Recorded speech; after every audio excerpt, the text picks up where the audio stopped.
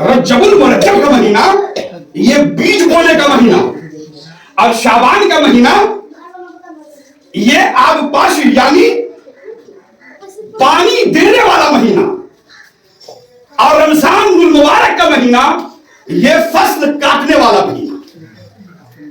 ये 3 महीने हैं, रजब, शाबान और रमजान। मतलब ये है कि मेरे खुदा के बंदो, तुम कसरत से रज्जबुल मुरज्जब के महीने में इबादत का बीज बो दो।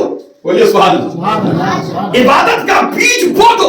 और जब इबादत का बीज, भाई आप तो खेती करते हैं ना, धान वान लगाते हैं ना, गंदम वगैरह, मकई वगैरह, जब उसको आप जमीन में डालते हैं तो आप उसे छोड़ दीजिए, वो फसल तैयार होगा जब तक कि आप उसमें पानी न डालिए, खाद न डालिए।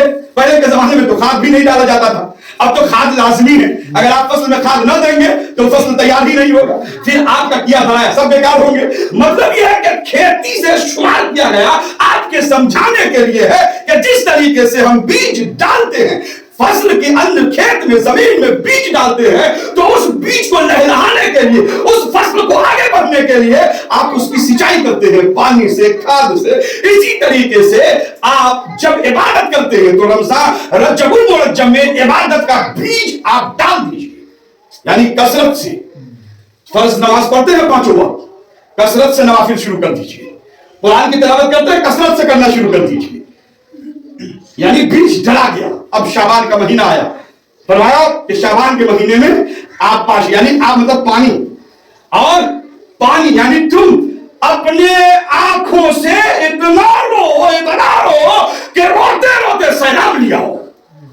जैसे सैलाब आता है आपके यहां, पूरे मोहल्ले को खाली करवा देता है, दहा देता है, परेशान हो जाते हैं आप, तो ये सैलाब परेशानी के लिए है। लेकिन कसरते आंसू जब आपके आंखों से गिरेंगे, अल्लाह के खौफ से, रसूलुल्लाह के खातिर, जनाबे मोहम्मद रसूलुल्लाह के खातिर अगर आपके आंखों से आंसू गिर गए खशियत इलाही के मुताबिक, तो याद रखिए वो आंसू जो आपने इबादत का बीज बोया था वही आप पाशी कर देगा, वही आंसू सिंचाई कर देगा उसकी, और वैसी सिंचाई कर देगा कि फिर आपका बाग, आपका फसल लहलहाने लगेगा। जब आपका फसल लहलहाने लगा, मुकम्मल तैयार है आपका फसल, तो रमजान शरीफ का महीना आया।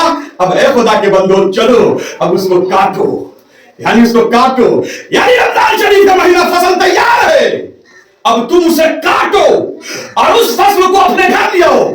मालूम है जब रमजान शरीफ का महीना आता है, रहमत बरकत का खजीना आ जाता है। अब उसमें जितनी इबादतें तुमको लेनी है, जितनी नेकियां लेनी है, तुम रमजान शरीफ के महीने में नेकियां इकट्ठा कर लो। यानी वो हदीस पाक है ना कि आप जो फर्ज नमाज पढ़ते हैं,